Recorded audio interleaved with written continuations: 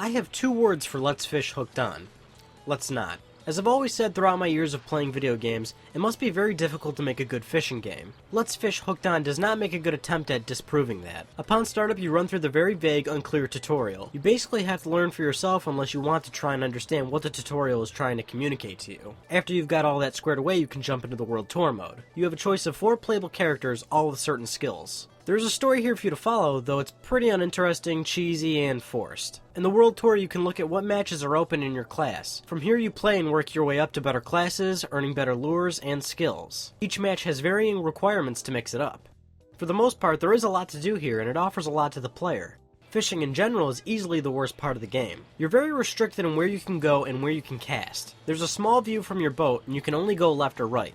You cannot control where to cast out. Your red reticule always ends at the furthest points. Upon casting, you have a meter to hit in order to determine where your line will fall. Even if you hit the lowest end, your line still gets pretty close to the red reticule, making the whole step in general pretty unnecessary. Here's where frustration really sets in.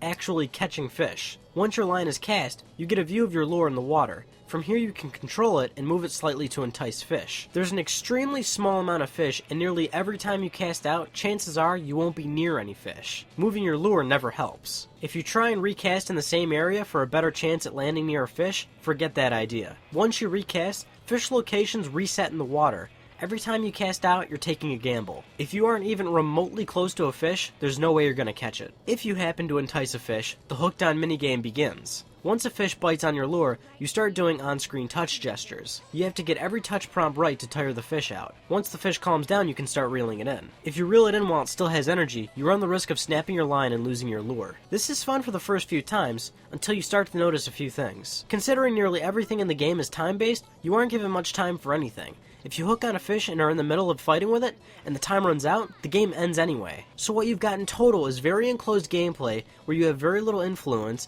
that has frustrating mechanics. The game offers a lot to play, but why would I want to when it's this bad? Getting new skills and lures makes catching fish a bit easier, but why bear through it? Not to mention getting the lures and skills still fails to fix most of the issues with the gameplay. Apart from World Tour mode, there's also a challenge mode you can play that has tons of extra matches for you to play. It's great that there's a lot of content to play, but again, why would you want to play it? Something really worth noting here is saving. I think it's fair to say that we're in an age where manual saving is a thing of the past.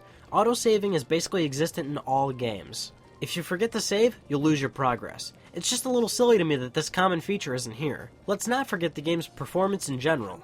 It's not good. Loading times are everywhere, frame rate drops, touch is hit or miss, and sometimes fish will randomly disappear when you're playing. Let's Fish Hooked On has one thing right: menus. Menus that offer you many things to explore. You have all these options of how to play, where to play, what lures to use, what skills to use, there's a story to follow, there's a lot here. It all comes crashing down when you actually start playing. It's not fun. It's enclosed, buggy, and relies heavily on luck. And when the actual gameplay doesn't offer you anything fun, these menus mean nothing.